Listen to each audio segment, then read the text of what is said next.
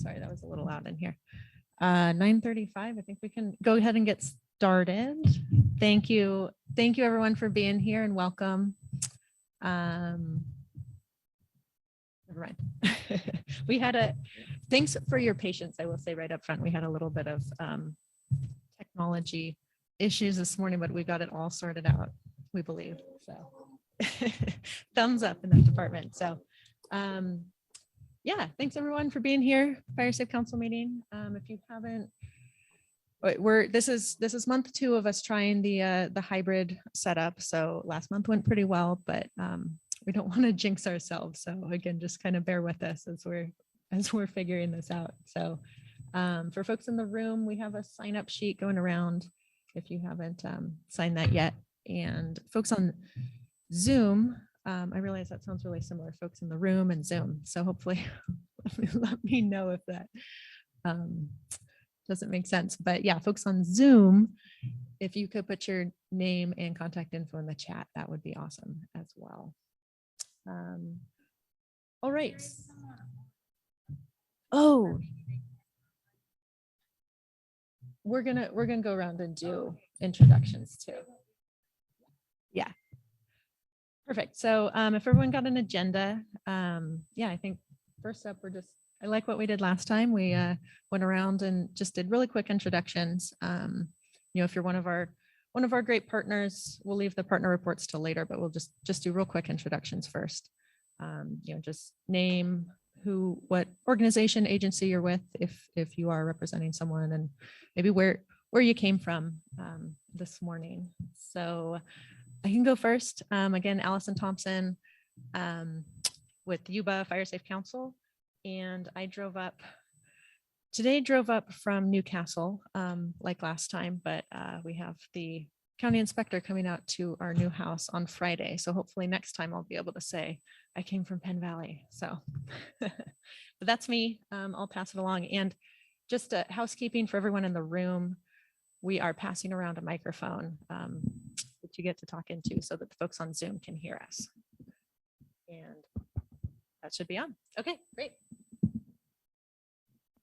Hi, I'm Yannicka Allen. I'm also with the Fire Safe Council. I'm the project coordinator, and it's great to see all of you again, or for the first time.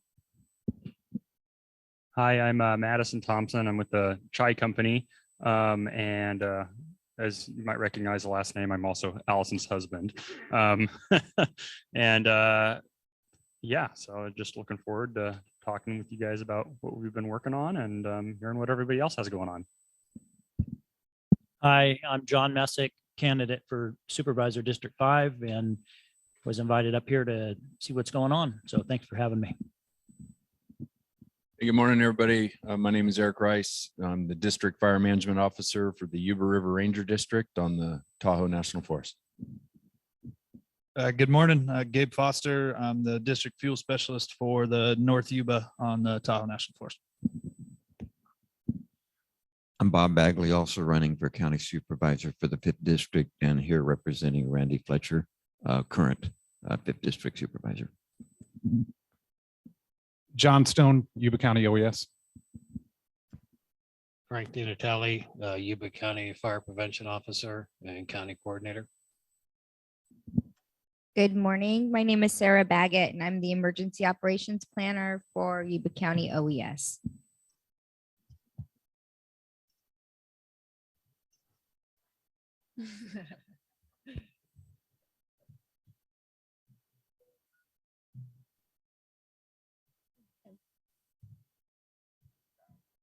Already.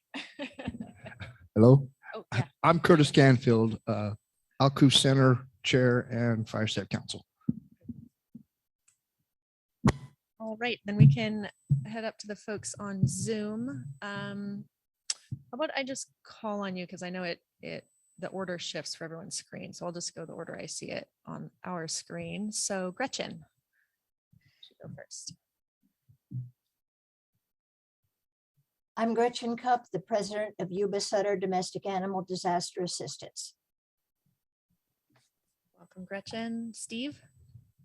Yep, Steve Andrews, retired forester and previous Executive Director of the Fire Safe Council. Great seeing everybody.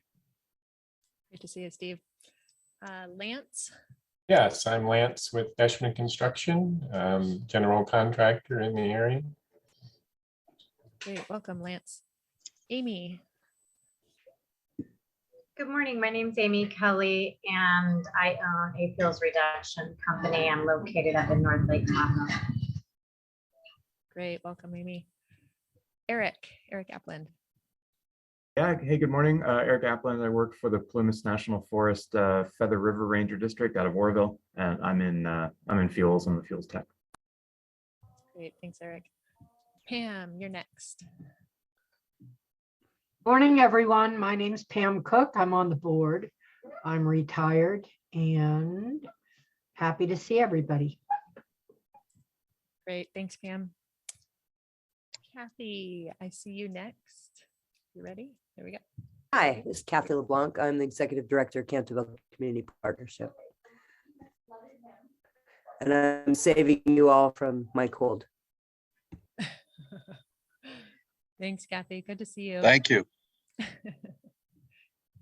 Dwayna. You're there. Okay. Hi, I'm Dwayna. I'm the bookkeeper for Fire Safe Council. And my husband is Curtis, who's been running around doing all the stuff for the Zoom meetings. So nice to see everyone here today. Great. Thanks, Dwayna. Sean. I'm Sean Griffiths. I'm retired CAL FIRE and currently Assistant Chief of the Smartsville Fire District and the current board chairman for the Yuba Watershed Fire Safe Council. Great. Thanks, Sean. Let's see. It switched around on me a second there, but I think Creighton is next. If Creighton's there. We can come back to Creighton. Ronnie, looks like you're up next. Good morning. I'm with the California Department of Insurance. We are close to completing regulations on mitigation and credits for mitigation discounts. So hopefully I'll have good news for you all soon.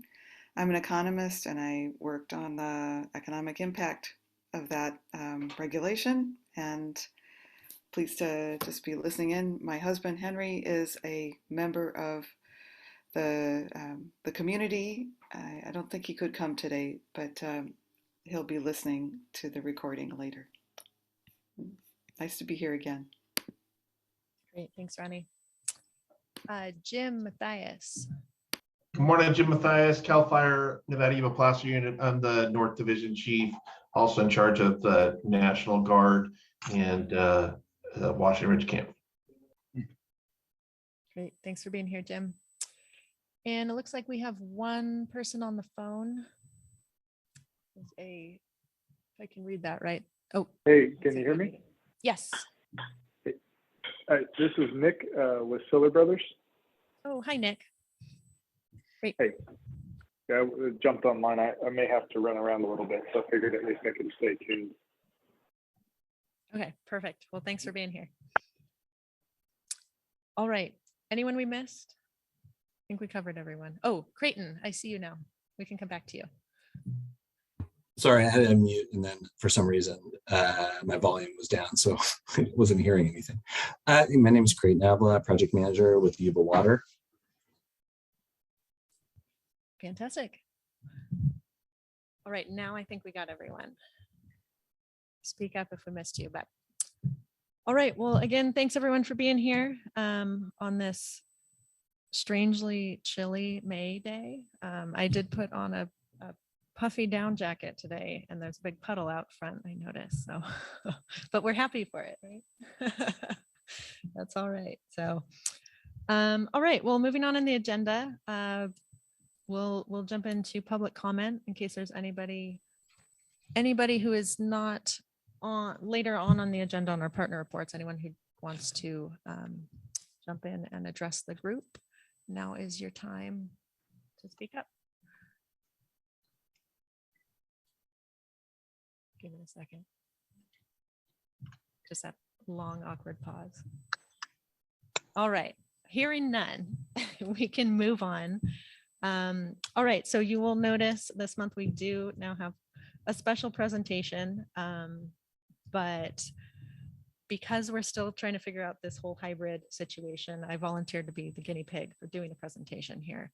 You know, in case we have some funny things to work out with how to get things to work on the screen and Zoom and all of that. So I'm just going to give a quick update today on our the Brownsville and Oregon Ridge fuel break projects, which are under the Forest Service Stevens Fund. I know I've talked about that a bit here and there, but I finally got the time to put together some maps. We got some cool before and after photos from some of our partners. So I'm just going to jump into that real quick. Feel free to ask questions as we go along. It'll be pretty quick. So are we ready? All right. And I'm going to come over here in the awkward corner because this is our setup for today. Next time when we have a guest presenter, we will figure out how to do it. Up at the podium. Up at the podium.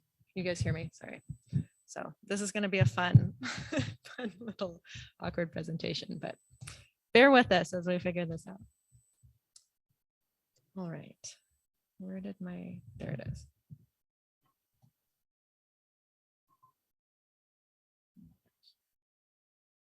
It's not working. Hang on. Oh. Okay, give it a second. Oh, it is working. Oh, look at that. Oh, I need to share screen. That is right. Okay. See, these are the kinks we're working out. Should be.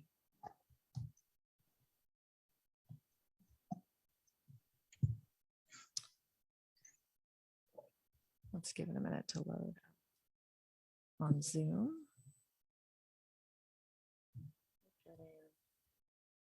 That is interesting. Yeah. All right. Let's try this. That looks better up there. Is that coming? Is the presentation coming through on share screen for Zoom people? No. Okay. It's trying to load.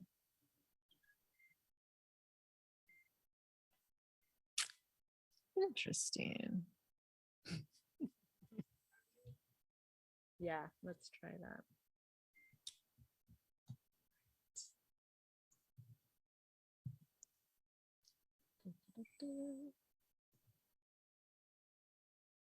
Wait a second.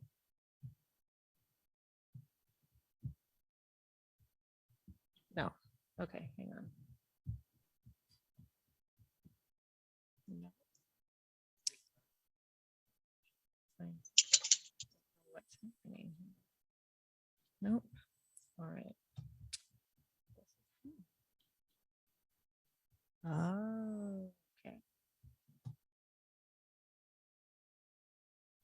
Okay, let's try this again. This is why I didn't want anyone else to go through this. All right, share screen. Feel free to talk amongst yourselves also.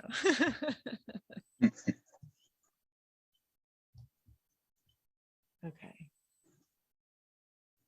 You got it. On the share screen. You Okay, got let's it. See. Oh boy. Let's see if I can go to present mode without messing it up. What do you guys see? Oh, you see. Looks like you got it.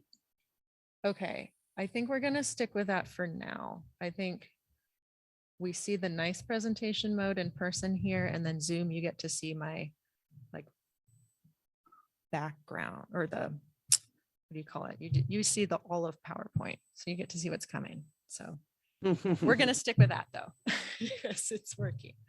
All right, so Brownsville, Oregon Ridge Fuel Break Projects, Stevens Fund, you've heard me kind of throw those names around a lot, and a lot of you probably know about the projects, but in case there's anyone here who doesn't, I thought we'd like I said, I put together some maps, some pictures, and just kind of do a quick overview of what those projects are and an update on the progress that has been made by some of our great landowner partners so far. So next slide. Okay, did that change for folks on Zoom yet? Oh yeah, we can just watch it right there. Shoot. Okay, hang on. That's funny. I thought we had it. We're gonna try. How about we do it like this? We're just gonna not have present mode today.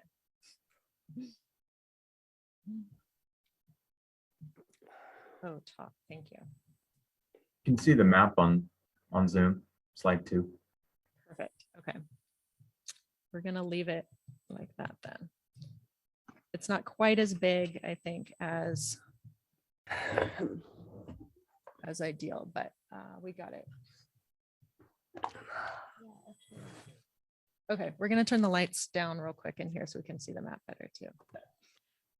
Getting there. Okay, so what you see, the map you see up on the screen here, this is, ooh, that got dark. All right, perfect. So we'll start with what in my understanding, kind of where these projects started, and Steve and anyone else involved in these, feel free to jump in with a little more of the history, because this did start before my time here. But some of the, oh gosh, you can't see that very well up there, but some of the fuel breaks on this map, this is kind of, you see the 4 different colors up there. The one on the right, the Oregon Ridge fuel break, I believe parts of that had already been operated on, say maybe 20 years ago or so. But for this kind of new iteration of this fuel break network, my understanding is it started back in 2019. This, what you see up on the screen here, was part of a YWA, Yuba Water Agency grant proposal to CAL FIRE's fire prevention grant program in 2019. And that, as it says up there, that was known as the Upper Yuba Fuel Break Collaborative Project. And so that project's main goal, it has, like I said, it has these 4 fuel breaks. You can see the Brownsville Organ House fuel break in blue on the left there. The red one is Oregon Ridge. Green, which is kind of on the top and the right side, is Oregon Hill, and orange is known as Pike County. So those were part of that grant proposal in 2019. The main goal was to serve as anchors for fire suppression activities and protect all of those communities in the area there. So, Oregon House, Dobbins, Brownsville, Rackerby, Camptonville, we see you up there. These are helping you guys out too across the lake. Yeah, so in total, all 4 of those fuel breaks total a little over 2,200 acres, with about 900 acres on the Plumas National Forest, 15 on California state land, and then the remaining about 1,300 acres are located on private land. So that proposal in 2019 was not funded, but the same year, another YWA proposal to the CAL FIRE Forest Health Grant Program was funded. Let me move to the next slide there. Nope. There we go. Next slide there. So you'll see that the proposal that was funded, known as the Yuba Foothills Healthy Forest Project, that is showing up on the screen in gray there. And I wish we could see it a little bit bigger, but I like to show this slide because it really shows you kind of how these 2 projects fit together to create this just like even larger network of fuel breaks across the foothills there.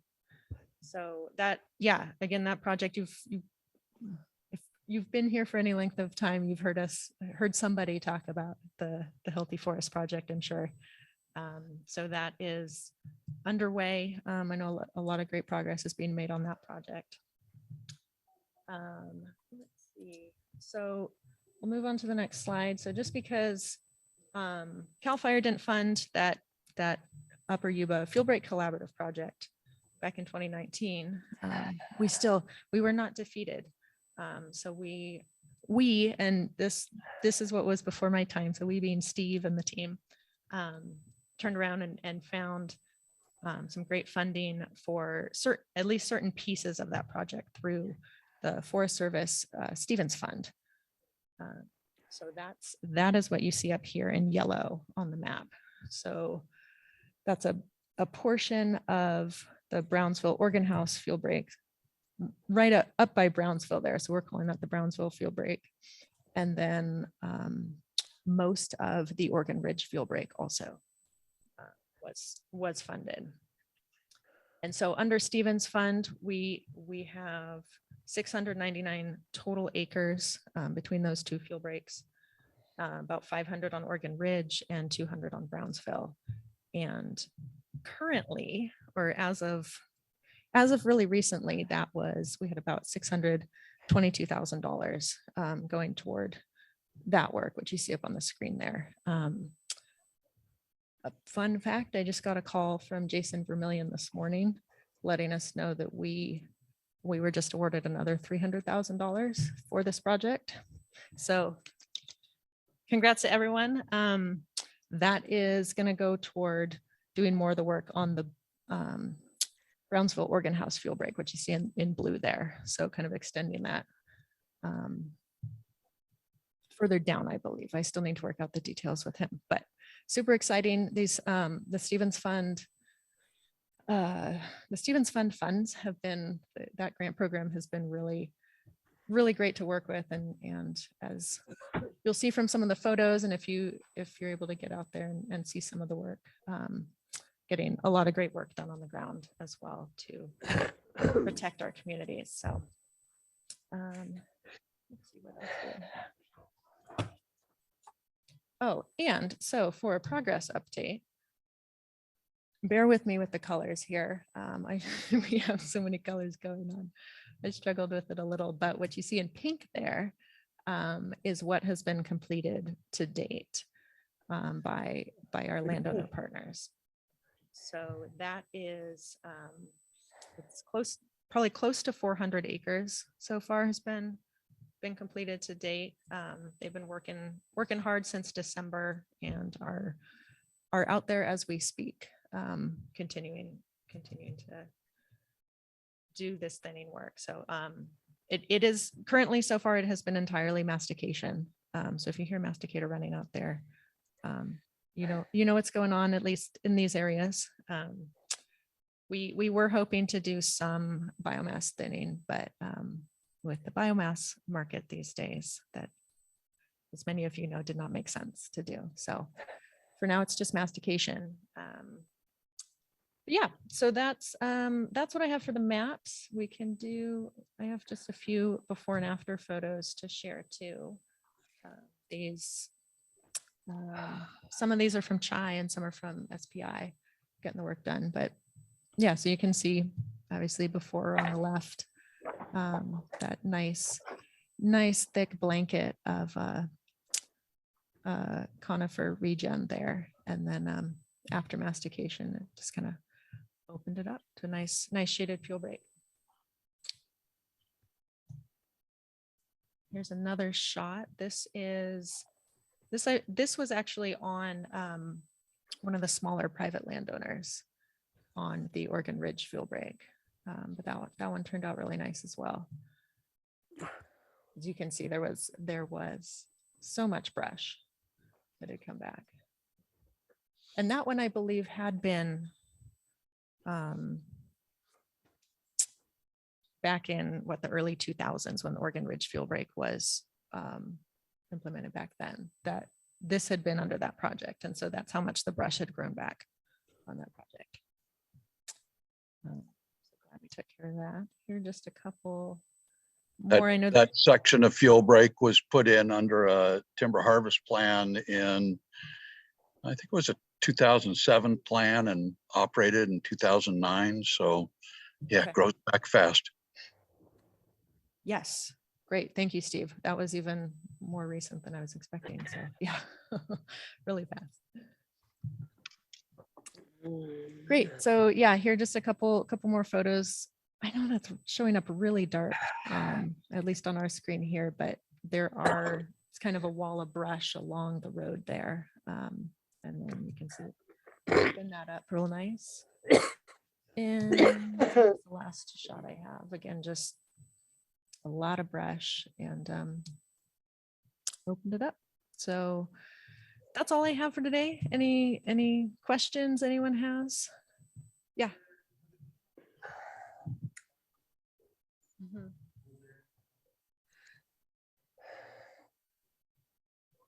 Mhm. So for the folks on Zoom, the question was, since the project is on private land, if there's any talk of herbicide use, and yeah, some of the landowners are planning to spray, so the brush doesn't come back as fast. Yeah. Good question.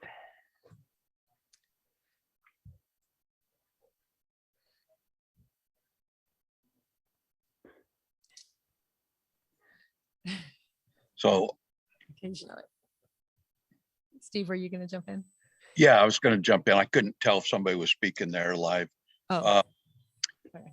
Little clarification, the majority of the Oregon Ridge fuel break portion was existing, like you said, from early 2000s, and it was primarily a maintenance treatment that was proposed in this Stevens Fund grant.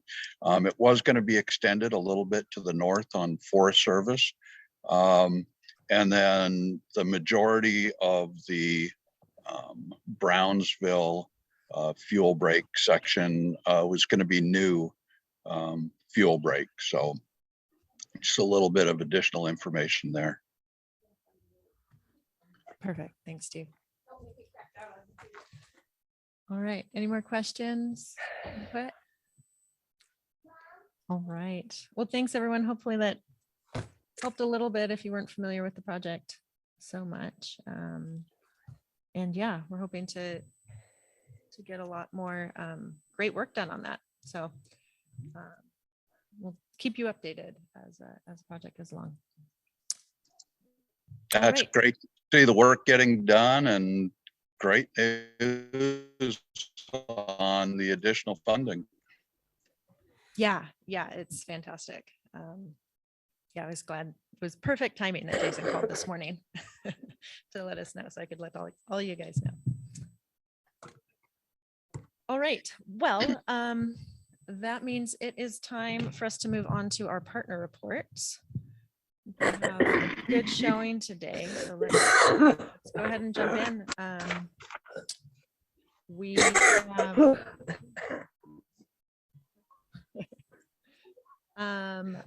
let's just start off at the top. Plumas National Forest. Eric, we have you.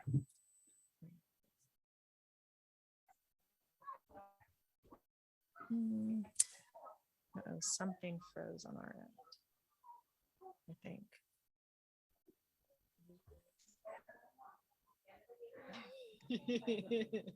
Whoops.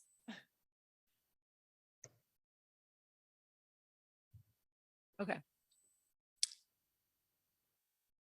I think we might have froze for a second there, but if you can hear us now, Eric, if you have a report for Plumas, you can go ahead and jump in. Okay, yeah, I've got you now. Yeah, I'll just do a real quick one. Your summary there of the work by Challenge and Oregon Hill Road and stuff, that ties in really well with anything I was going to add, especially with those photos. I've been taking photo points up on the Forest Service lands that are involved with that project, and it would be redundant, I guess, to show some of those. It's real similar stuff. I mean, it's a wall of, in our case, mostly tan oak, but some smaller conifers as well, regen, and then just blown open and in some cases basically unrecognizable afterwards, like pretty tough to find the original photo point because it's just so different. Wide open stands. And mainly that's north of Challenge and going up the road towards Woodleaf, north of LaPorte Road. And that's, yeah, it looks really great back there. I mean, it's kind of hard to quantify it in a way. It's so different than what was there before. And I believe a lot of that was slapjack work that had happened close to 15 to 20 years ago now, and had just filled in again completely. And so now it's getting a new lease on life, hopefully.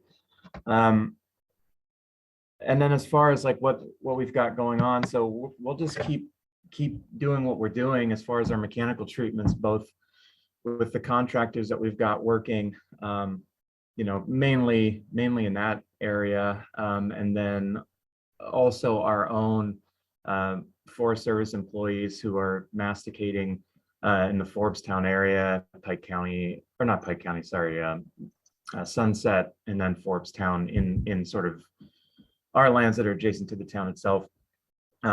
Probably not up there today, you know, any day when the ground's too wet, they're not going to be out there grinding, but otherwise they're up there working.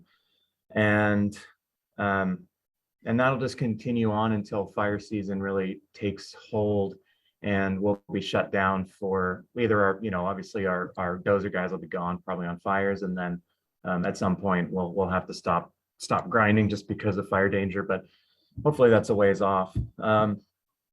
Looking for opportunities right now for a prescribed burn program next fall.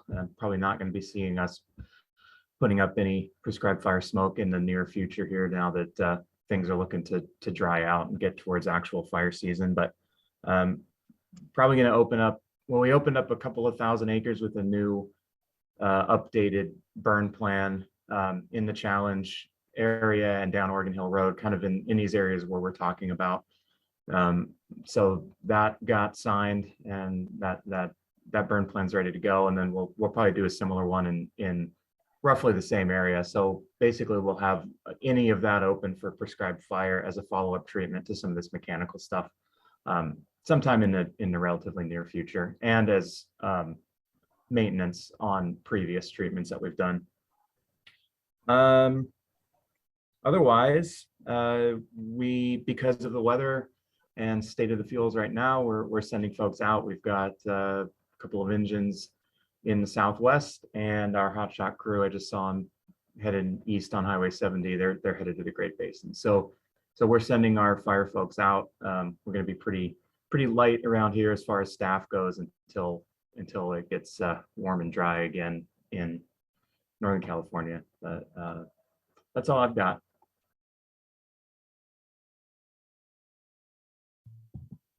Is that on? Okay, great. Thanks, Eric. Great update. All right, Tahoe National Forest. Oh, do we have a microphone? Perfect.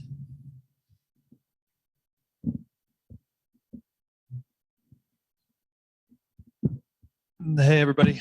Gabe Foster with the Tahoe. I'll give you our fuels update, and Eric can kind of give you the suppression update. So what we've got going on in Yuba County right now is we just finished up 76 acres of hand-cut hand pile at the Bullard Reservoir there, right around the hot shot base at the work center.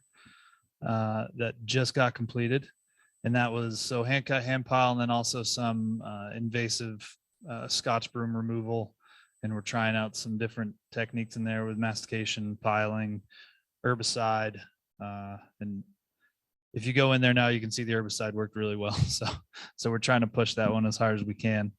And then in the Pendole area, we've got 150 acres of hand-cut hand pile that is almost complete, except for there's one little piece in there that's a spotted owl pack. So we're holding off on that until the LOP is lifted in August. So they'll continue working there. And then the same company, Aloma Forestry, is working in Pendola down on Garden Valley Road.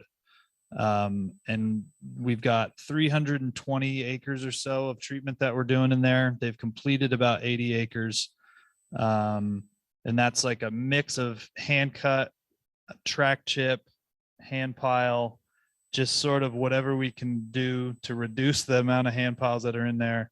And the project is called a hardwood culturing project. So it's just a sea of tan oak. And so we're kind of thinning from the dominant stems of the tan oaks to leave some canopy cover so it hopefully doesn't come back as vigorous with the resprouting.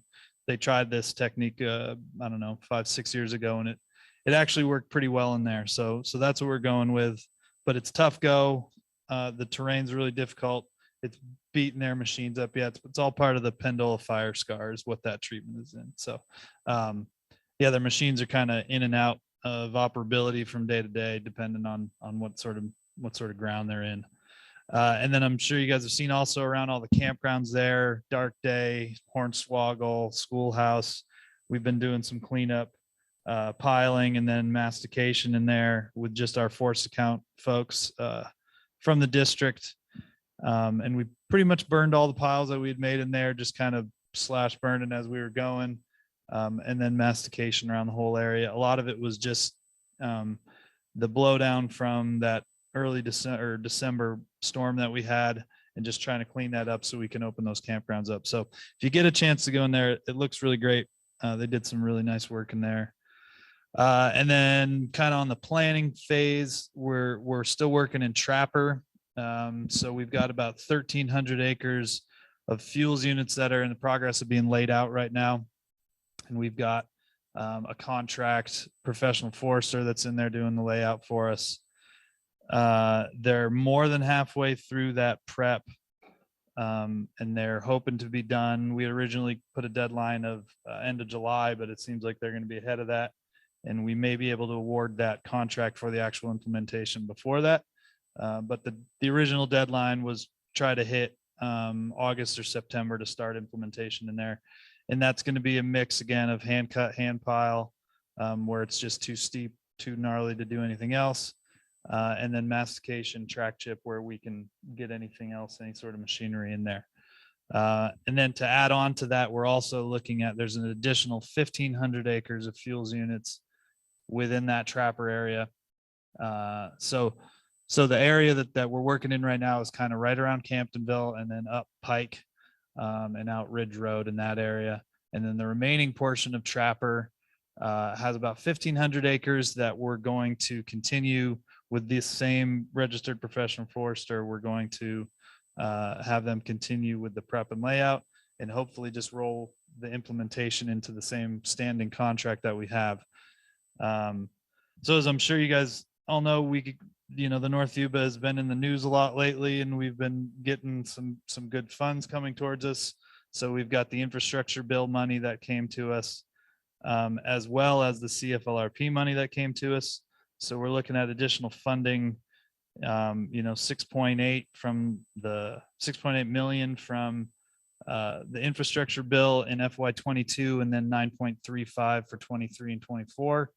And then CFLR is 3 million this year, and then 4 for the next 2 years. So we've been working on how we're going to allocate those funds and where we're going to be able to get work done. So some of that's going to go into this Trapper, the additional 1,500 acres that we've got in there. And then we're doing a lot of prep. A lot of it's going to go to prep in the timber sales that we have, and also into some subsidies as far as trying to figure out how to get the timber out of these timber sales faster, because that's kind of that's our main roadblock right now. Is we've got a timber sale sold, but it's just not coming off the land. So we're trying to figure out some creative ways to figure this out. And we've been working with Yuba Watershed Authority to figure out some possible ways of where we could maybe store timber or how we could do it, but we're working on that.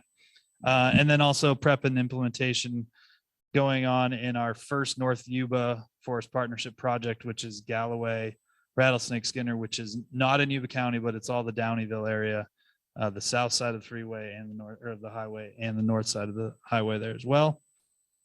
As far as burning goes, like Eric said, the season's getting pretty late now, and the rain, although it's really nice to see and we're more than welcome to see in it, it's kind of pushed our burning windows back further and further and further. And so, you know, it was almost like every time we were just about in prescription, it would kick us back out of prescription. And now we're right on the edge of that fire season, and we've got resources that are sent out to the southwest. So not foreseeing a whole lot of burning going on unless something drastic changes. And then just on a side note, kind of with what you were talking about with the Stevens Fund, we got some non-fed Stevens Fund money to treat land up in the Trapper area. It's in Sierra County. But what I think we as a group could do is come up with, you know, similar to what you guys have going on in the Oregon House area there, but specifically in the Trapper, Camptonville area, as well as Camp. And the nice thing about Trapper and Camp is that they're already covered under NEPA. Trapper's fully covered under CEQA already. So getting work implemented in there is relatively easy. And I think this is kind of what the agency looks for. We've got, you know, adjacent forests, multiple partners, and we're already working in that ground right now, getting implementation work done. So I think it's a good time and a good opportunity for us to work in that area and kind of have some projects ready to go that if we get the opportunity, we can just say, yep, we've got this and it's ready to go. So I think that's all that I got. Eric, questions for Gabe? Any questions for Gabe before I start? Okay, thanks, Gabe. Gabe's got a lot going on. He does a lot of good work and covering all the counties and everybody he's covering. It's good with all the short staffing. So thanks, Gabe. Just to add on a couple things on the fuel side in general for the district. This year for total acreage, prescribed burning, you know, that's including hand piles, broadcast burning, machine piles. We're just about 1,000 acres, a little under 1,000. And that number is lower than we're used to producing, but I'm going to spin it positive because we have had such a backlog in hand piles, and we made a big dent in that. So some of that number reflects that we're catching up on the hand piles, which means that we can move into other projects, which means it frees us up to do different styles of burning, and then feel okay with building up another cache of piles. So we really have been able to put a dent in a lot of the pile loading, anywhere from our high country stuff. We got a really nice window in some high country burning of you know, piles up in there around the housing tracts that have been tough during the droughts. It's been really tough catching up on this stuff. So we had some nice timing with that. So we will be looking to Gabe's right on. I don't anticipate any more prescribed fire. It's just too close. We got stuff going. Other things that really hampered the effort in some ways this year too was road damage. You know, we got crushed. Every campground, every road was pretty much decommissioned there for quite a while after the storm. So we really had to refocus, you know, the efforts of the district into cutting roads open, getting the roads group going. And so right now, particularly on the north end of the district, we've got the roads folks working in there. I think for the most part, all the main arteries in the Yuba County road system that are Forest Service maintained are open. And now they're moving up into Sierra County. We're still going to have struggles with side roads. So, you know, if anybody has information about some of that, we're always open to take it. It's you know, we've got a maze of roads out there that are hard for us to capture everything. So, any information on that is welcome. And then, you know, on the suppression side, we're ramped up. Everyone's coming on. We've actually been quite steady supporting different parts of the country all year long. Region 8, which is, you know, the southeast for us in Forest Service region breakouts. So we've been supporting Region 8 for the winter, Texas, all that country, and now we're back into the Southwest. They started early. We've been sending engines. We currently have 3 engines off the forest or well, actually we have 4 out. One went to Colorado. So that's been going on since about mid-April, supporting the efforts down there. Going into the summer for the district, all of our engines are staffed. So, you know, we have 4 engines, 2 water tenders. 3 of the 4 engines are fully staffed. And 1 is actually overstaffed. So that's good. Our 1 engine up off Interstate 80 at Big Bend, that's the one we're hurting on a little bit. We've got a couple of key positions we're trying to get filled. They did not get filled in our last round of hiring that we just closed out. It will be staffed, but it's going to be on a shoestring. But it will be effective throughout the summer, as long as one of those key positions doesn't leave. The hot shot crew, and they're on. So all the engines are on, all the temporary employees are on. The helicopter 514 is on, fully staffed, and they increased. The agency did allow us to add a few additional positions. So to the Helitac program, we added an additional captain position. And so they're fully staffed there. On the hot shots, the agency allowed all of our type 1 hot shot crews to go up to 25. And again, this is national direction. It's not just specific to the Tahoe. Varying degrees of success. Some crews were able to meet that target of 25 people. Many were not. On the Tahoe hot shots were not, but they did hit up to 23. American River and Truckee or somewhere kind of anywhere between 20 and 24. But they're all fully staffed and coming on. Tahoe will be on, and they're out of Vista Point, Bullard's Bar, for those that don't know. All their temporary employees that'll help fill out the crew will start a week after next. We're staggering them so that we have coverage later into the fall than we've typically had. And all their overhead is full. So for the most part, we're looking pretty good on the district for what we currently have staffed. And as the forest as a whole, it's okay. Honestly, the east side over in Truckee and Sierraville, they're having a few staffing issues over there. And we're hoping that they can get those figured out a little bit by the time we get into June and July.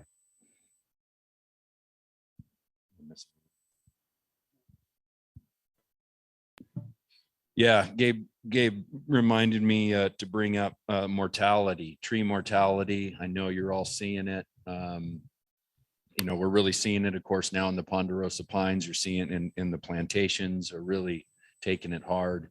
I think what's really been the pine stuff didn't really catch us by surprise, because it's kind of been doing this slowly moving up the Sierras, right? That's been going on for a long time. I think what really, though, that we have seen that was a bit shocking is the rapid increase in the fir mortality at the higher elevations.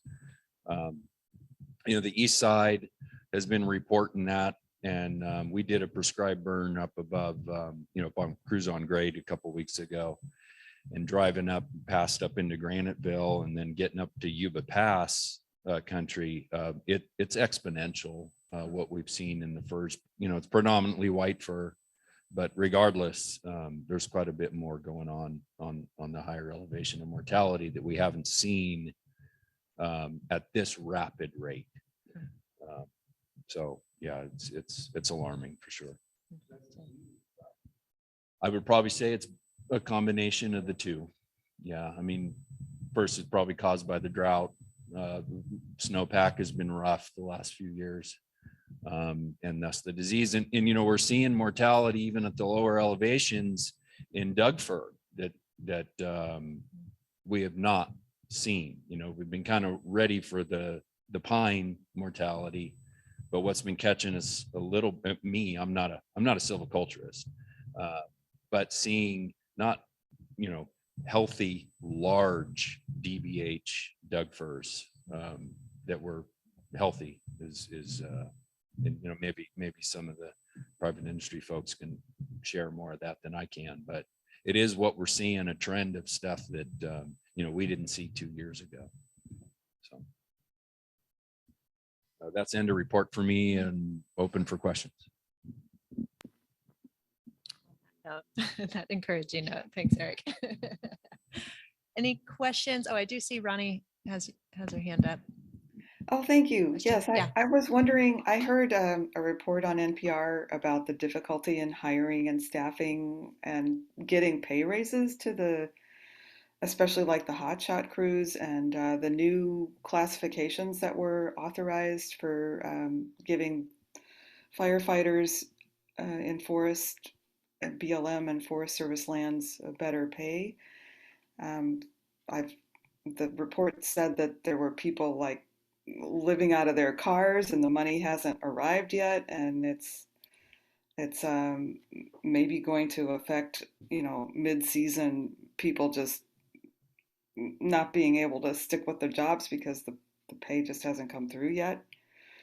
So I don't know if that's something that's happening here. It sounds like you have a lot more money. It just maybe the salaries haven't been worked out yet. Well, thanks for the question. So you got to remember the Forest Service and all these, we're national agency, right?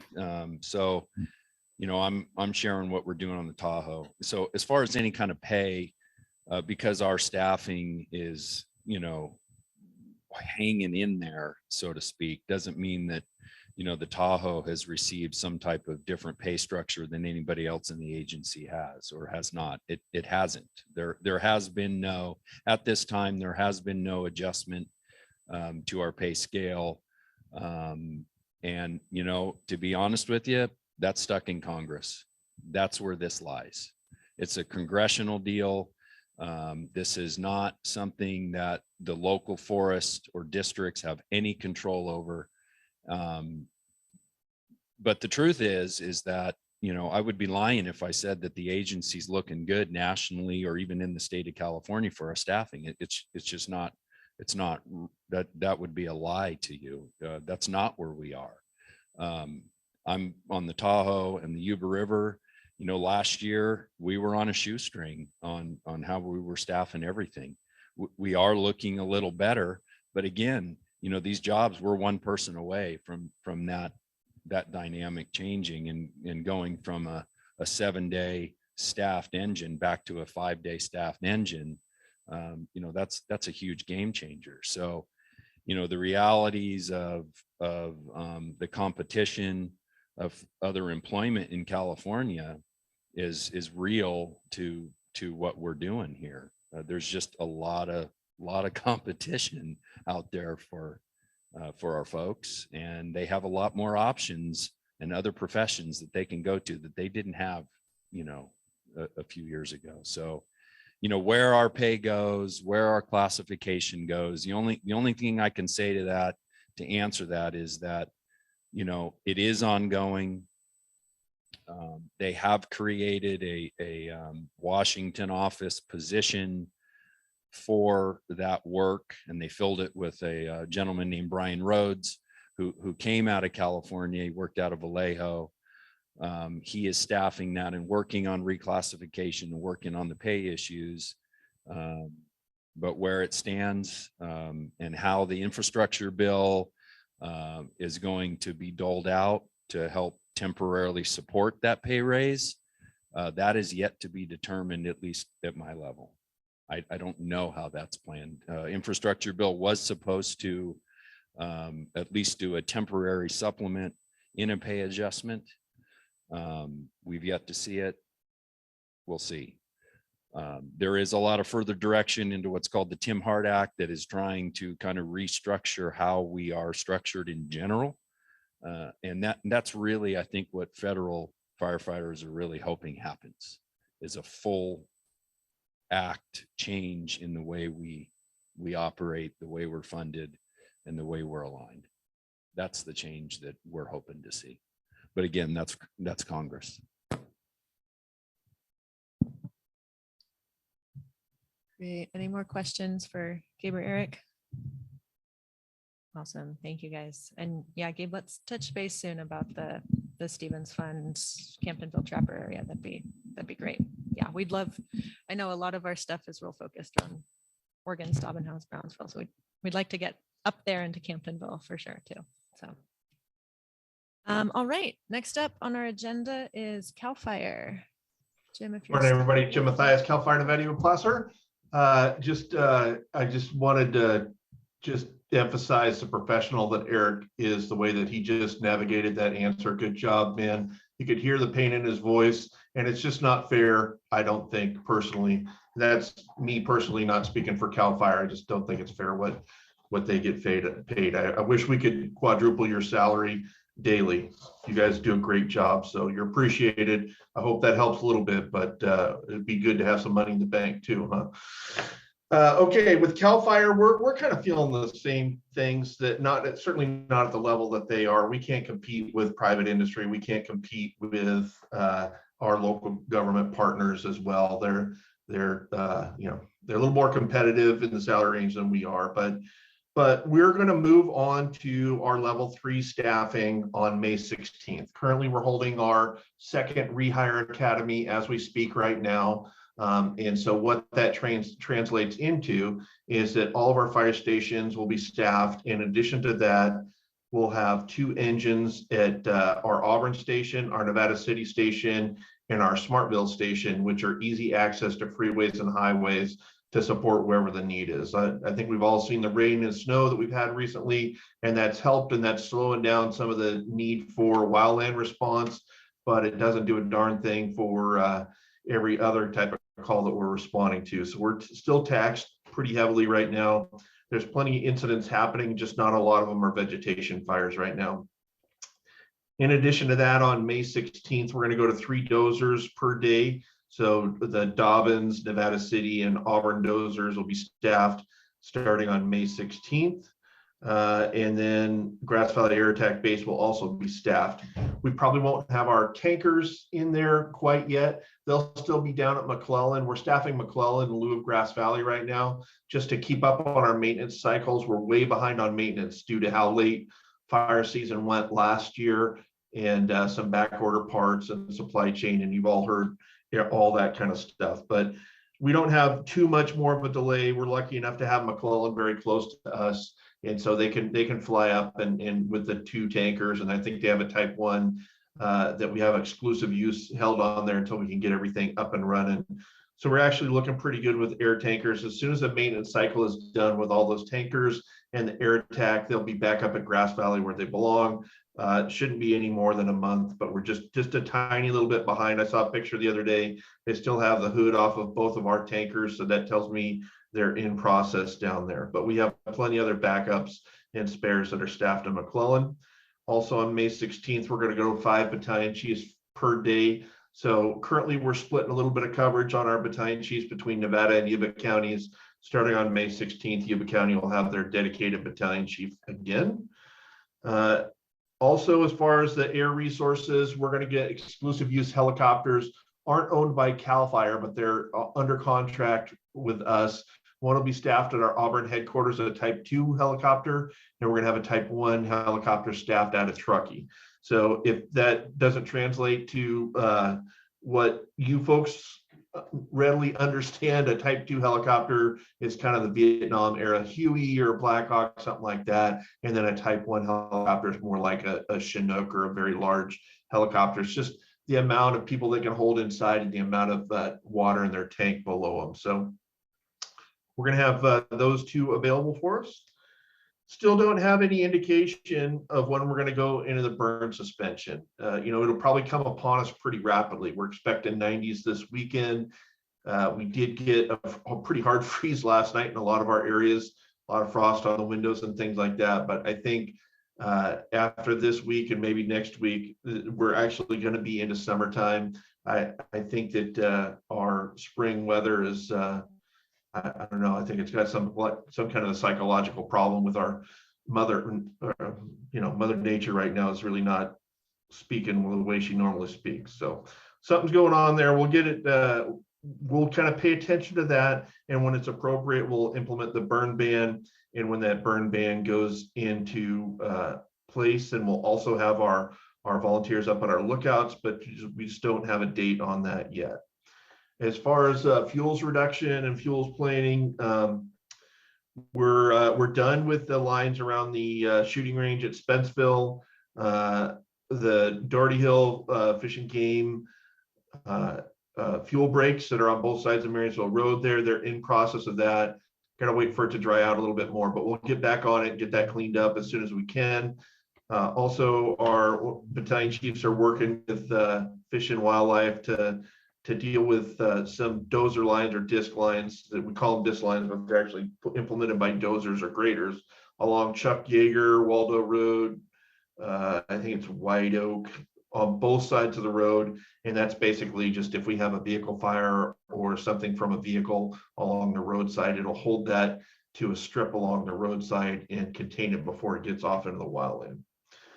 Lumbarica was able to finish off their 30,000 gallon water storage tank. That's at the station, and we just have to finish off the connections to start filling it up. And the good news is this summer we're going to have another place to have a whole bunch of water stored in Lumbarica that we don't always have.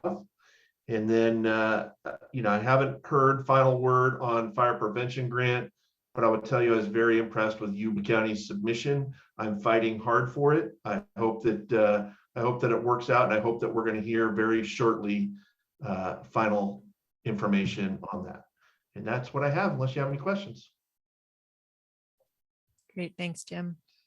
And yeah, on that grant too, we haven't heard either, but we are we're hearing I think positive things from you and others. So it's very close, and Yeah. it looks very good, and it's just a really good grant, and it's time to do that kind of work in Yuba County. So I hope everything works out the way it's supposed to. thank you. Yes. Yeah, we think it's a great project, and there is Absolutely. plenty more of that work to be done too. So we'd love to prove it, prove we can do the work with this first round and then come back for more. All right, any questions for Jim for CAL FIRE?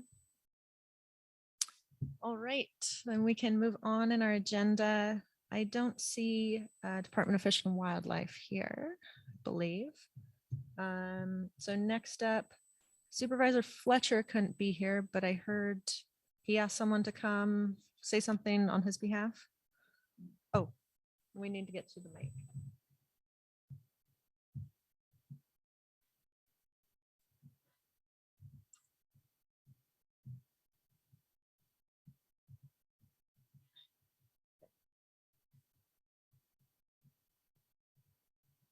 Oh, okay, we can do this one. Should we put this one on the screen?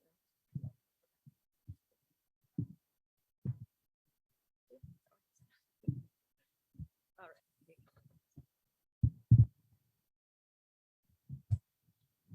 right. Okay, thank you very much, Allison. First of all, broadband, a subject that we're all interested in. Ian Scott, who is the leader for the county in broadband, he will be submitting paperwork for a federal grant for a feasibility study for the broadband project.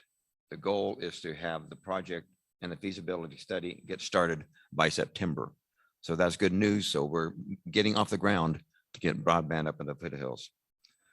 Second thing Randy mentioned to me is the TARP project that has to do with the garbage and debris and so forth that's being hauled into Recology there on Highway 20. We've been waiting for the city of Marysville to come in support of this program, and it sounds like they are now in support of the program. So what's going to happen is they're going to be requiring all loads coming into Recology be tarped. There will be a grace period in a learning curve of the expectations, but going forward after that, there will be fines assessed for folks that come in with their loads untarped. So we're trying to clean up the highways, keep the garbage off, keep the debris off, again, lowering the fire risk. Thirdly, there is a consented coordinated effort to widen Willow Glen / LaPorte Road from Frenchtown to New York Flat Road. And the purpose of this is to widen the road for bike and pedestrian safety as they walk that particular area where most of the traffic for pedestrians is right now. So that's a good thing to look forward to and hope it moves forward. And that's all we have. Thank you, Allison. Great, thanks, Bob. Yeah, thanks to Randy for sending those messages. That's, I guess, exciting about widening the roads for, because because they are pretty narrow and scary. So. Okay, I'll turn one off. Perfect. Juggling microphones. All right. Next up on the agenda is Office of Emergency Services. We need. Sorry, we'll make him run.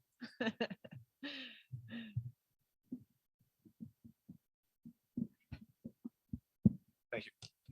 So Yuba County OES, we just met with Cal OES Recovery, going over what we're going to be looking at if a fire occurs, then getting the news out to everyone in the area. You know, the difference between, you know, public aid, individual aid, how they can mitigate that.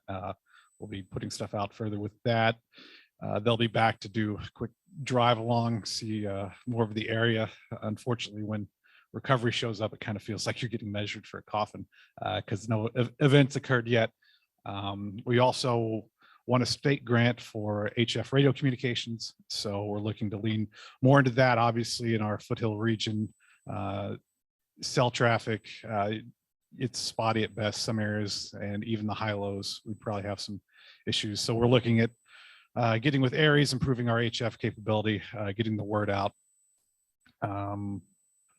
We've also, I'll double tap what Jim said, you know, the Forest Service firefighters aren't paid anywhere near enough. I think my couple of seasons paying for grad school, I didn't even break even with the 800 hours of overtime. They don't do it because the money, they do it because they love their job. And I'd say, you know, for my first job outside the federal service, I will say, you know, everybody call or write your Congress people or local elected officials and help support them.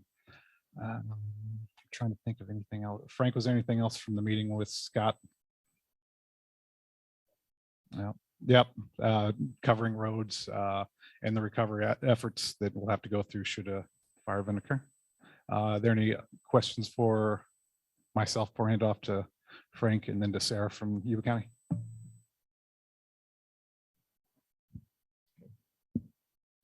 Okay, everybody. I'm still trying to settle in with my new position, so I don't have too much to report. Still waiting for trying to get my card and name and everything out there and help where I can. So if anybody has any questions on stuff here in the foothills and working with the fire safe grants and wildfire mitigation, defensible space, go ahead and give me a call and see if I can help you out on that. Other than that, that's about all I have right now. Thanks. Great. Thanks, Frank. We're looking forward to working with you. And welcome.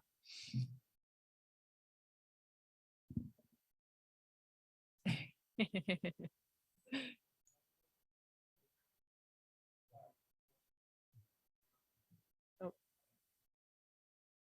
Just one. Good. Real quick before we go to, just reminding everybody about our Prepare Fair here at the Alcoof Center, May 19th, 17:30. We were out canvassing last week, sandwich boards, etc. And then, you know, our general wildfire preparedness, getting out there, meeting folks, doing a little face-to-face, but we want to see a lot of bodies there or here. So, yep, Reach helicopter is going to be there. Smokey the Bear may be showing up. Who knows?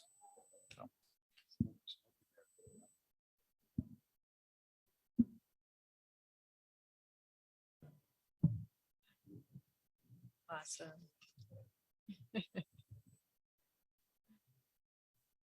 Back to me.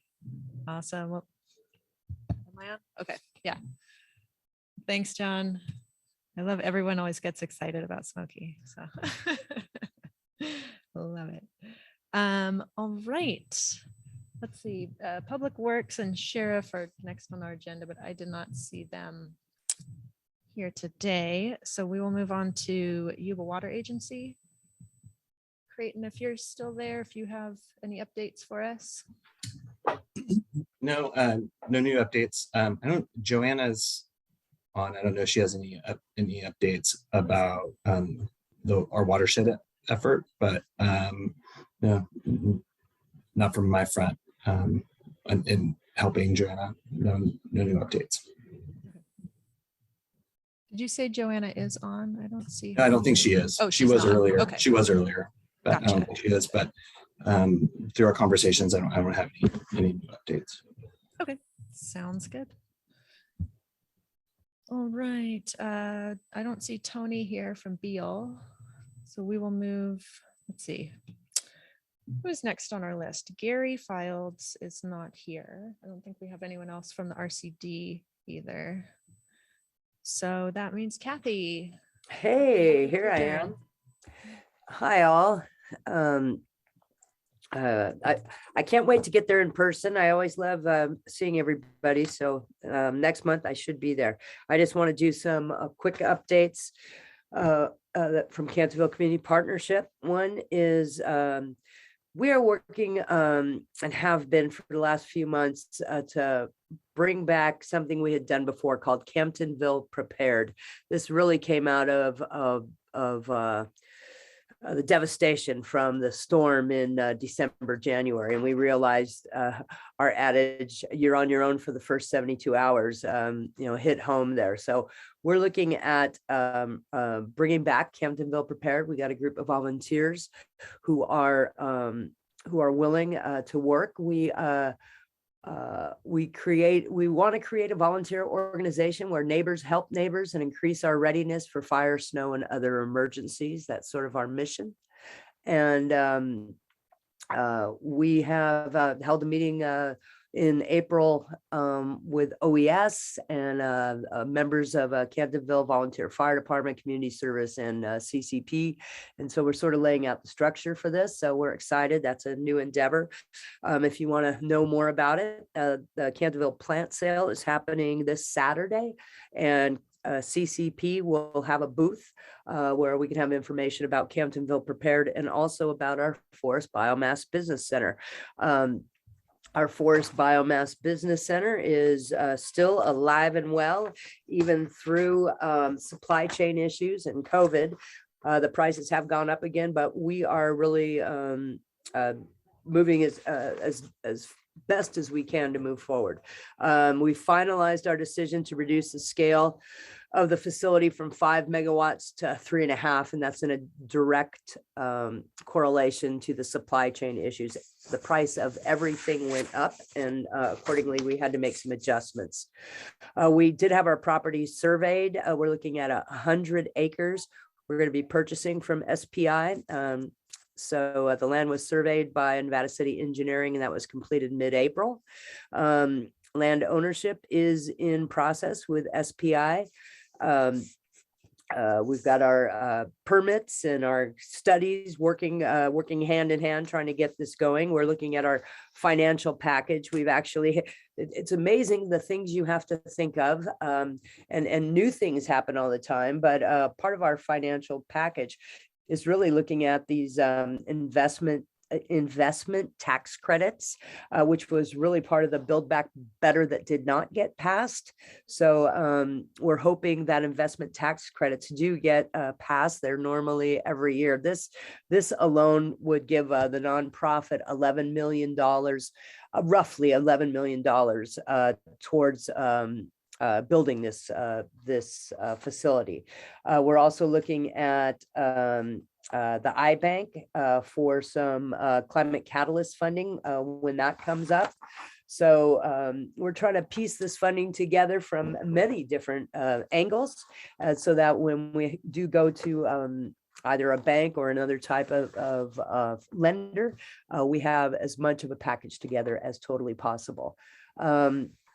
It's a crazy, crazy project, you guys. When we started, we never thought we would have to have all of these pieces and parts, but alas, here we are. We're working hard to get them done.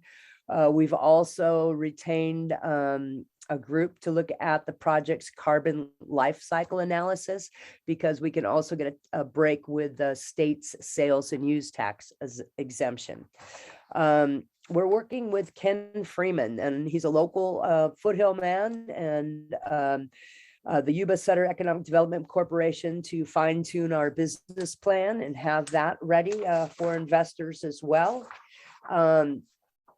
This project is alive and kicking, 10 years in the making. I was talking with Ken Freeman on Monday, and he was going, you guys, you're doing so well on this project. Keep going. It's really important.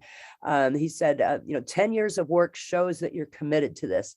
And I said, great. I'm just really glad in your eyes, Ken, that 10 years of work shows that, and not that that this is just like a thing that is very difficult to do. So he sees it in a positive aspect. We do as well, but it has been a crazy road that you guys have been a part of probably for all of these 10 years since this project started at a Fire Safe Council meeting. So that's all from CCP. Oh, no, I take it back. There is one more thing I just wanted to add.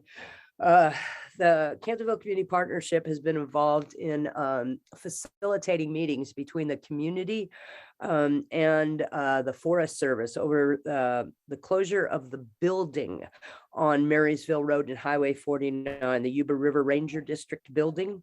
The lease will not be renewed, and the SO is looking at combining efforts with a new building with the Nevada City office, but that doesn't mean they won't be having infrastructure here in Camptonville. And that's what we're really looking at, is what is going to be in Camptonville. The Forest Service is part of Camptonville's core value. The Forest Service has been a part of our life thread for our children, husbands, wives, for generations now. So it's very important to the livelihood of Camptonville that the Forest Service has a good, strong presence in our town. So that's sort of why we've agreed to facilitate and help this communication between the community and the Forest Service as this transition goes forward. So what I want to say to the folks here, one of the things that was ID'd that really could help probably both the Plumas and the Tahoe is there is a housing shortage. That's one of the reasons that these jobs are hard to fill, is that finding local housing is difficult. So just think, if you have maybe a rental, or you have a room or something that would be suitable to rent out to a Forest Service employee, give me a call. My number is 530-288-9355, or you can email me at Kathy with a C at theccp.org, because we're really trying to put this stuff together for Forest Service employees so we can continue this presence in Camptonville. And with that, I'm done. Thank you. Great. Thanks, Kathy. And if you haven't already, you could put your contact info in the chat too. It is in there.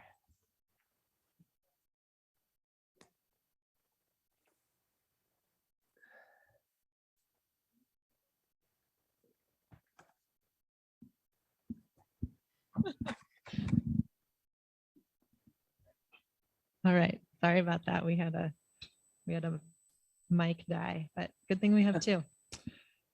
All right. Yeah. Thanks, Kathy, again. So moving on in the agenda, I don't see Chris Dallas here.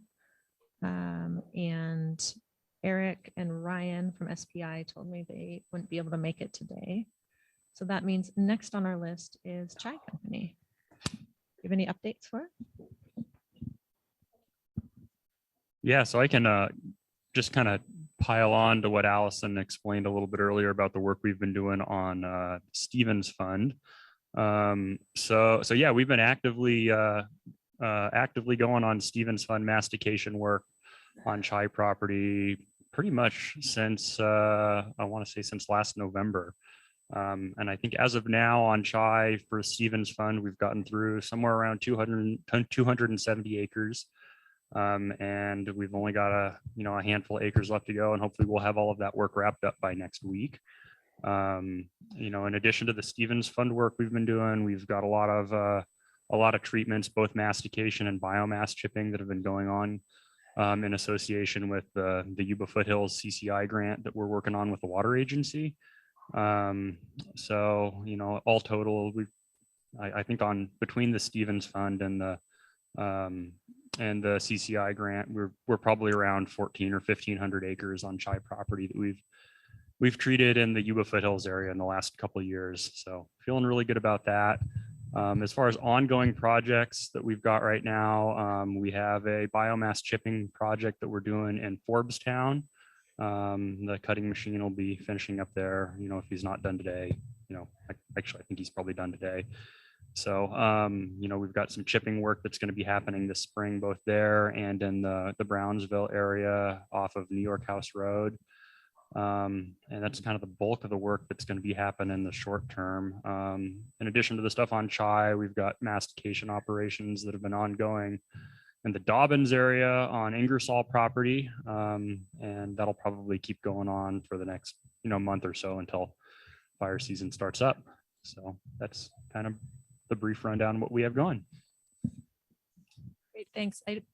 Unless I missed it, because we had the mic issues, do you have a rough estimate of how on the Healthy Forest project, you mentioned how many acres Chai is done? What about like total? All the landowners? total, we're probably sitting around 2,000 total. Out of 5,000? The acres have changed a little bit. We just went through an amendment to basically reduce acres and increase cost per acre for some of the treatments that we're doing. Because, like everybody's been mentioning, costs for everything have just skyrocketed right now. And we budgeted this project in 2019 when it was a very different world. So, we've shifted a lot of our treatments in that grant from biomass chipping to mastication, partially because there's no chip market anymore. The chip market is just dried up with these last few years of mega fires. But yeah, we've been doing a lot of good work on that. Forest Service has done a tremendous amount of great work up in the Challenge area on that this year. SPI and Sillers have both been getting a lot of work done. So yeah. Awesome. Fantastic. Thanks. Yeah, thanks to everyone doing all the great work on those projects. All right. And Nick, if you're still with us there, if you have any updates from Sillers. Yeah, so we've just, we spent the last year and a half or so salvaging from the fires on the North Complex and stuff. So we're just getting into the Stevens Fund and the Yuba Foothill CCI.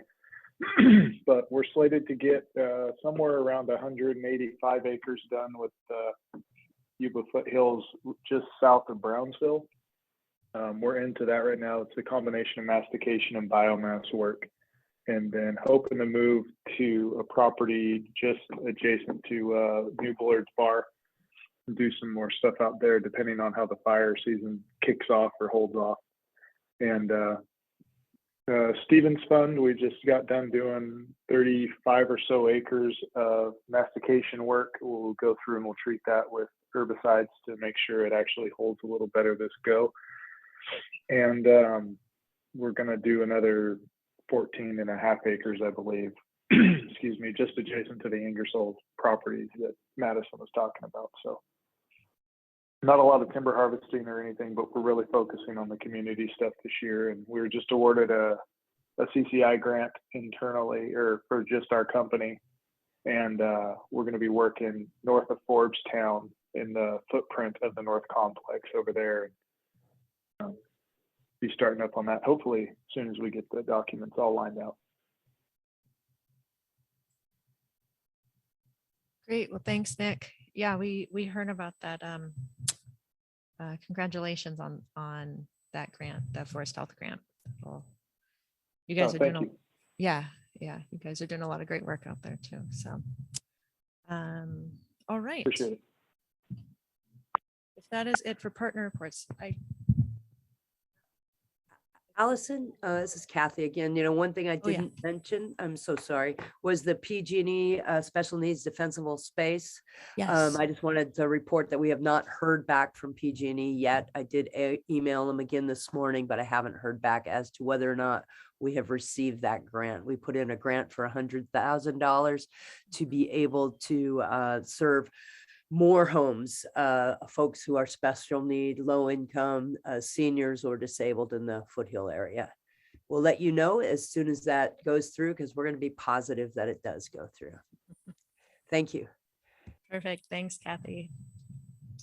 Yeah, I saw that email this morning. I didn't realize it's been so long. They said they'd let us know in a couple of weeks, and it's been at least a couple months now. So Well, that's sort of par for the course. But yeah, it sounds we about keep, right. I'll bug them weekly from now on.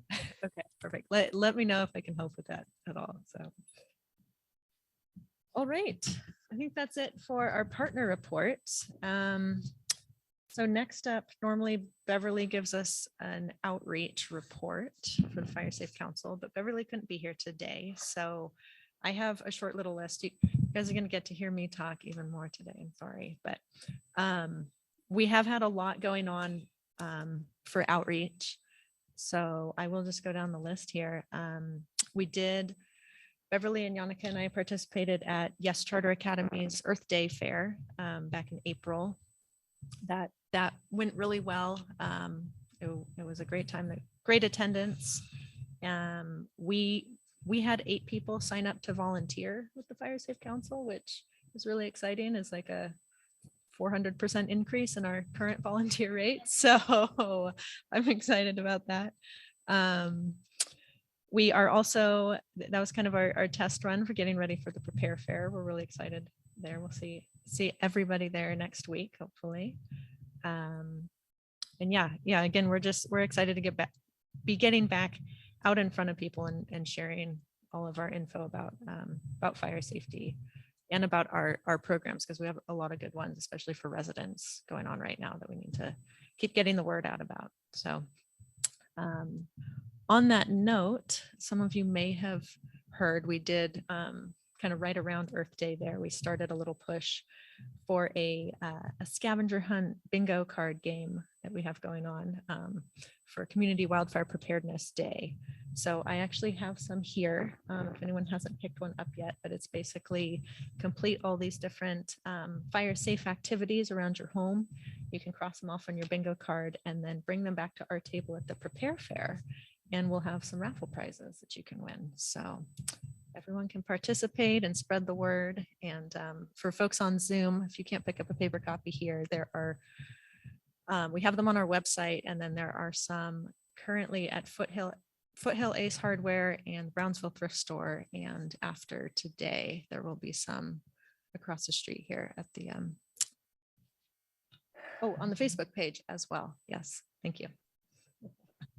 So that's exciting. We have some fun raffle prizes for that. So hopefully it'll maybe make getting prepared for fire season, make a little fun game out of it. So let's see. Beverly she got some more used fire hose. I know we were running really low on the tow chain covers before, but she got some more fire hose and is working on getting that cut into more tow chain covers. So we'll have plenty on hand for the Prepare Fair, and then we'll be able to restock some of the other locations that ran out previously. This is another note from Beverly. She wants to get started on planning the calendar and collecting photos like in the next couple weeks. We need to get started soon. So first off, if anyone out there wants to join us in planning the calendar, we are always open to help on that project. Or if you have photos you can share, anyone out in the field, we always take photo submissions, and we have a form on the website now. Is that correct? Yeah. So we have a form on the website you can use to submit photos. Nice and easy. We've tested it. It works. Hear you laughing. It works now. And again, yeah, we are just always looking for volunteers. So anyone, let us know. You can sign up on the website or contact any one of us. Kind of specific needs right now, like I said, developing the calendar. We can take some volunteers tabling at the Prepare Fair also, and then mitigation advisors. And I guess since Gary isn't here either, I can just fill in a little for him. We have seen a big uptick in continuing to see a big uptick in requests for mitigation reviews for our advisors to come out and give a review of people's homes and properties. I think that's in large part due to the new cost share programs we have out, because these reviews are a prerequisite basically for getting the cost share. And it's a decent cost share program. You can get 50% reimbursement up to $2,000. So that's decent. So it's good. Gary and Beverly are our main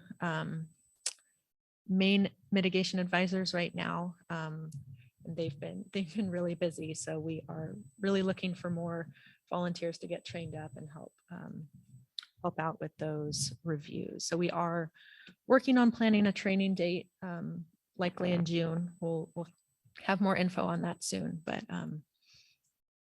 anyone, let us know if you want to, even if you work during the week, you can still be a volunteer advisor on the weekend if you can't get enough of thinking about wildfire mitigation. So all right, that is what I have for the outreach report.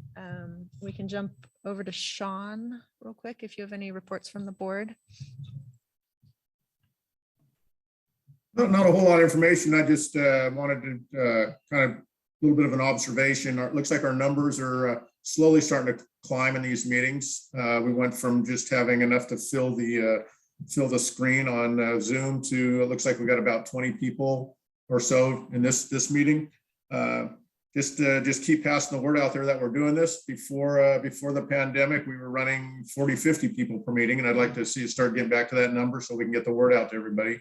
It's really great, the work that Curtis is doing on Facebook and all the work that Gary and Beverly are doing for getting the education information out there. And if we can just continue to encourage people to get involved in the program, each little piece of each hand in the pie helps clean it up a little bit quicker. So whatever we can do along those lines. As far as the board, not much to report. We're just still standing by waiting to see how we do on all the grants, and then we'll have plenty to talk about when that time comes. And with that and a report, I'll turn it over to Allison to go with the executive, unless there's any questions. Questions for Sean? Great, thanks, Sean. All right, you get to hear from me again. It's time for the ED report. So first up, fuels projects. I already talked about a big one we have going on, the Stevens Fund. So I won't go into that anymore now.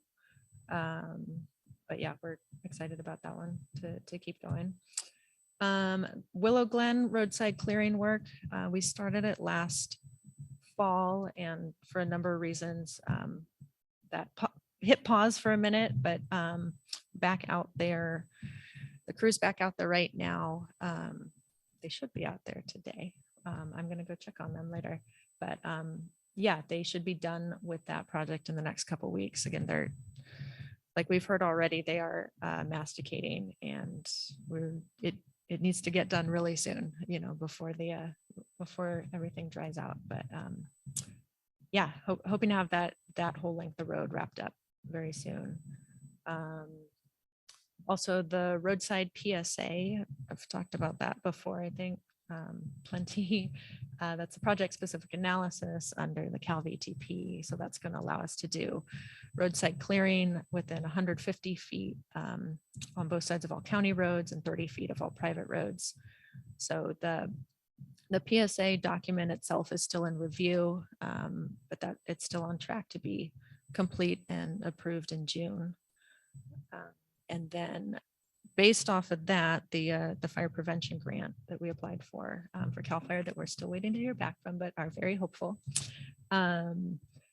Yeah, that is based off of that PSA. And so that will be implementation work in the Dobbins Organ House area. And I do not have maps for that today, but I am going to do a little presentation at the Yuba Irwin meeting next week. Which, quick little plug for that, if you're not on the Yuba Irwin list, you can talk to Joanna at Yuba Water Agency and get on that list as well. So yeah, I'll have a little presentation about just kind of where we're going to be treating. We did, I don't know how much I can say now, but we did, the original grant application to CAL FIRE was $3.6 million for for this roadside clearing work that I mentioned, the kind of extended buffer in Dobbins and Organ House area. Looks like we may need to reduce that budget and so therefore reduce the footprint, but I'll wait to say any more until it's all official. But yeah, but still, you know, it's a great project. We're excited to hear back about that and get going as well. And YWA I'll mention, has been a great partner on that. They've provided some cost share and are working with us to get started on the surveys for that project as soon as we hear from CAL FIRE. So we're excited to get that program going as well. All right, residential programs, our new cost share programs that I think I mentioned earlier. They're for home hardening and defensible space. Those programs are still growing, but need to keep spreading the word. So tell your neighbors. And if anyone who hasn't been here in a while, so these cost share programs, they reimburse homeowners for, like I said, home hardening and defensible space work, 50% reimbursement up to $2,000. So far we've had 3 home hardening applications and 0 defensible space applications come through so far. But again, we just launched this program in March and people do have to get the mitigation review and get the work done. So this is still, I think, still good numbers, but we want to keep getting the word out there and encouraging people to get this work done on their homes ahead of fire season. So those are going great. Kathy mentioned special needs defensible space program. Still waiting to hear from PG&E about funding for that. Address sign chipping programs, those are still chugging along. That's mostly all I have before we start to wrap up. So I'll pause there, see if there are any questions. Anything we have going on? Okay, one more awkward pause. Great, okay, well, I guess that brings us to the end of council meeting. We are going to have a board meeting after this today. I think we'll take a short break. If that works for the board, take a short break. Feel free to meet and mingle with folks. Maybe we can even set it up so the Zoom folks can meet and mingle on there as well. Before we totally go, I do want to mention one thing we are discussing at the board meeting today is we're considering, nothing for certain yet, but we're considering moving these meetings, at least like certain times of the year, moving them to every other month instead of every month. We still have a lot to discuss on that with the board, but thought maybe I'd put that out there, see if anyone has any immediate feedback right now. I know a lot of times, especially during fire season, some of our fire folks aren't able to make it during the summer. So, you know, maybe it makes sense to skip a month in the summer, and there's the option that in those off we could hold, say, an evening meeting, so more of the community could attend, evening meeting or maybe a potluck barbecue kind of thing. So just wanted to kind of open that up real quick, see if anyone had any strong feelings one way or the other. This is just kind of an idea out there. We're not necessarily going one way or the other with it, but anyone? Allison? Yes, Gretchen.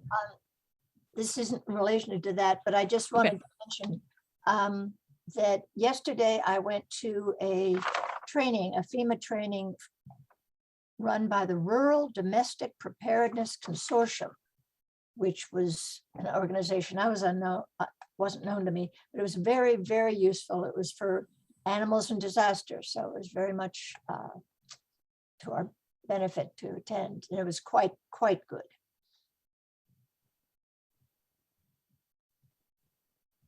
Oh, was there anything else on that, or just you went and it was great?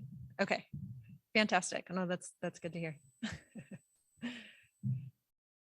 All right. Well, if there aren't any thoughts on the meeting or on the potential schedule change of the meeting.